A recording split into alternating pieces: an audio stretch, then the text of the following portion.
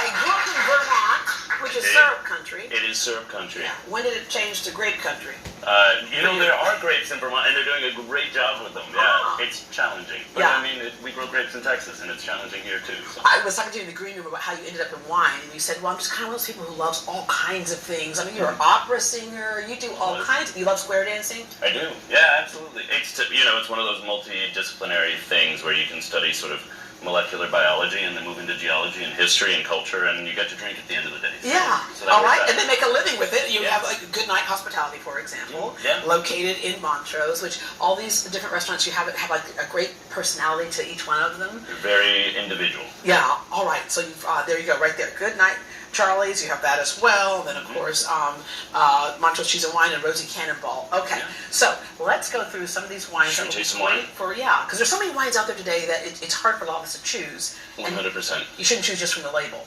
No, well, I mean, you can. I will also it's one way to do it. Yeah, and there's great labels out there. Yeah.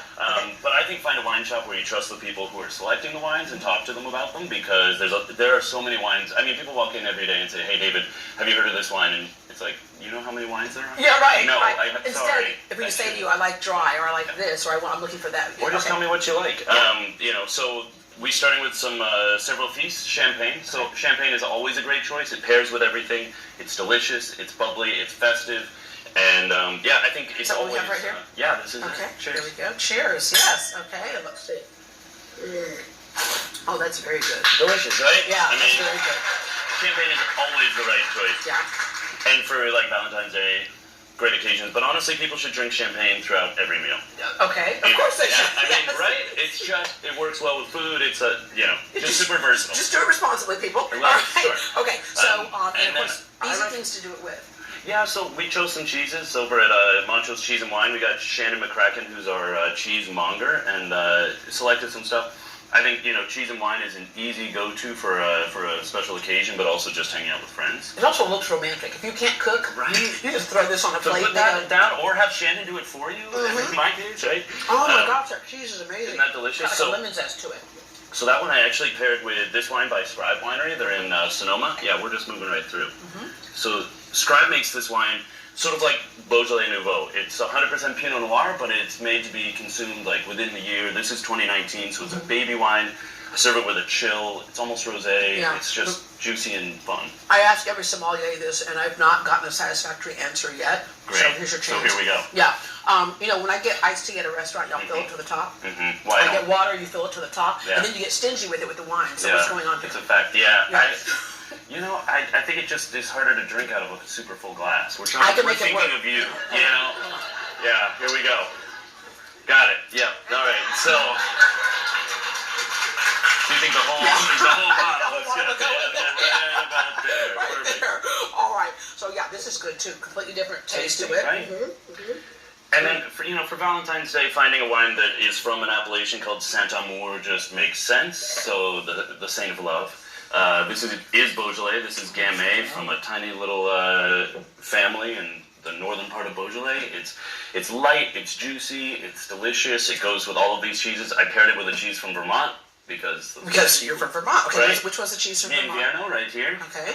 Piece of that. Yeah. And I'm like stirring my wine like I know what I'm doing. You're doing great. Yeah. Oh, you're doing a beautiful job. Let me see. The bouquet is amazing. You're right. Yes. I'll let you pick it up there. Yeah. So it's a cow and sheep's milk cheese from Vermont. It's a little bit intense, but not too intense. It's got flavor to it. It's good. Yeah.